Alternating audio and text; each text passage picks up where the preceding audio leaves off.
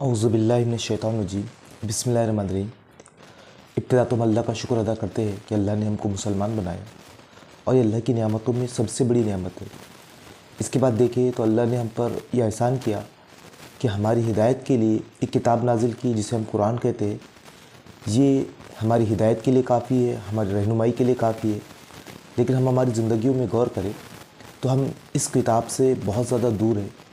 अगर हमको अल्लाह से मोहब्बत में इजाफ़ा करना है, ईमान में इजाफ़ा करना है, तो हमको इस किताब की तरफ पलटना होगा, इस किताब को पढ़ना होगा, इसके मुताबिक ज़िंदगी बसर करनी होगी। आइए सूरह सजदा को हम देखते हैं कि सूरह सजदा का हमको आज की इस वीडियो में मुताला करना है, गौर तदब्बुर करना है। तो पहली आयत है हमारी अलिफ लाम मीम तंज़ीलुल किताबि ला रैब फ़ीहि मिर रब्बिल आलमीन।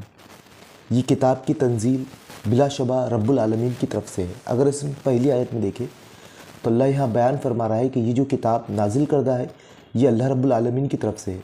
और सबसे अहम बात इसमें यह है, इस आयत में हम गौर करें तो अल्लाह ने बयान किया कि ये ऐसी किताब है जिसमें किसी भी तरह का कोई शक नहीं। अब आप देखिए कि दुनिया में मौजूद हर किताब में शक है, उसमें डाउट हो सकता है, लेकिन कुरान मजीद क्योंकि ये किताब रब्बुल आलमीन की तरफ से नाजिल करदा है, उस रबी की तरफ से नाजिल करदा है जिसने इस पूरी कायनात को बनाया है, तो इस किताब में किसी भी तरह का शक नहीं। अब जब कोई इंसान कोई किताब पढ़ता है और जब इससे इस बात का यकीन हो कि इसमें कोई शक नहीं है, ये जो किताब बयान कर रही है, जो मज़ामीन बयान कर रही है, तमाम चीज़ें हकीकत है, इसमें किसी भी तरह का कोई शक नहीं है, तो इंसान में और मजबूती आती है। तो हम गौर करें कि ये जो किताब कुरान मजीद है इसमें किसी भी तरह का शक नहीं है। आगे अल्लाह ने बयान किया, वो कहते हैं, मैं सिर्फ तर्जुमा आपके सामने रखूँगा क्योंकि अगर मैं तिलावत करता हूँ तो वीडियो बहुत लंबी बन जाएंगी। कि वो कहते हैं कि इसने घड़ लिया है, बल्कि ये तो हक़ है तेरे रब की तरफ से, ताकि तू डराए एक ऐसी कौम को जिसके पास डराने वाला नहीं आया इससे पहले, ताकि वो हिदायत पा जाए। अब आप देखिए कुरान के मकसद को बयान किया जा रहा है, तो एक मकसद यहाँ पर उससे पहले अल्लाह ने पहले जो आयत नंबर 3 में इब्तिदा में जो बात बयान की कि वो कहते हैं कि मोहम्मद सल्लल्लाहु अलैहि वसल्लम ने जो है ना इस कुरान को घड़ लिया है। तो अल्लाह ताला ने इसका जवाब सिर्फ इतना दिया कि ये तो हक़ है तुम्हारे रब की तरफ से, यानी ये बात तुम कह रहे हो कि बहतान मोहम्मद सल्लल्लाहु अलैहि वसल्लम पर बांध रहे हो कि मोहम्मद सल्लल्लाहु अलैहि वसल्लम ने नौज़ बिल्लाह इस कुरान को घड़ लिया है। तो अल्लाह ने उसका जवाब सिर्फ इतना दिया कि ये तो हक़ है तुम्हारे रब की तरफ से। जब अल्लाह ने हक़ कह दिया तो अब जाहिर सी बात है, अब कोई किसी तरह से बातें बनाए इससे कोई मतलब नहीं कि ये जो कुरान है ये हक़ है अल्लाह की तरफ से। फिर इसका कुरान का मकसद बयान किया गया कि आप इस कुरान के ज़रिए से डराए, इस किताब के ज़रिए से डराए एक ऐसी कौम को कि उनके पास कोई डराने वाला नहीं आया। अरब में काफ़ी वक्त गुजर चुका था कि इससे पहले उनके पास कोई डराने वाला नहीं आया था, एक लंबा पीरियड गुजर चुका था। तो लेकिन यहाँ पर हम गौर करें तो अल्लाह ने डराने की बात कही है। किस चीज़ से डराने की बात कही कि देखो अगर तुम अल्लाह की नाफरमानी में ज़िंदगी बसर करते हो तो आखिरत में तुम्हें अपने कामों का हिसाब किताब देना है। जो अल्लाह के मर्ज़ी के मुताबिक, कुरान के मुताबिक, अल्लाह के रसूल के मुताबिक ज़िंदगी बसर करेंगे वो आखिरत में कामयाब होंगे, और जो लोग अल्लाह की नाफरमानी में ज़िंदगी बसर करेंगे वो हमेशा हमेशा के लिए जहन्नम में दाखिल कर दिए जाएंगे। लेकिन यहाँ गौर करें कि अल्लाह ने डराने का हुक्म इस किताब के ज़रिए से दिया है, यानी लोगों की तज़कीर तरबियत जो हम करेंगे वो इस किताब के ज़रिए से करेंगे। अब हम देखें कि तज़कीर और तरबियत के लिए हम इस किताब का इस्तेमाल करेंगे, इस किताब के ज़रिए से लोगों को समझाएंगे, इस किताब के ज़रिए से लोगों को डराएंगे। यानी तब्दीली और जो चेंज आने वाला है तो वो इस किताब के ज़रिए से ही आने वाला है। सूरह काफ में अल्लाह ने बयान किया, हम गौर करें वहाँ पर कि अल्लाह ने इस किताब के ज़रिए से तज़कीर करने का हुक्म दिया। तो अब जाहिर सी बात है कि असल जो तब्दीली समाज में आएंगी, लोगों में आएंगी, कुरान के ज़रिए से ही आ सकती।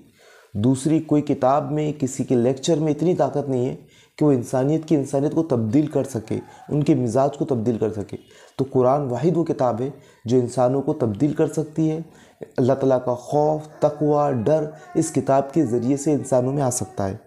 अगली आयत है हमारी, वही अल्लाह है अल्लाह वही है जिसने पैदा किया आसमान और ज़मीन को और जो इनके दरमियान में 6 दिनों में, फिर उसने अर्ज़ की तरफ कसद किया, उसके सिवा कोई मददगार नहीं और ना कोई शफ़ी है।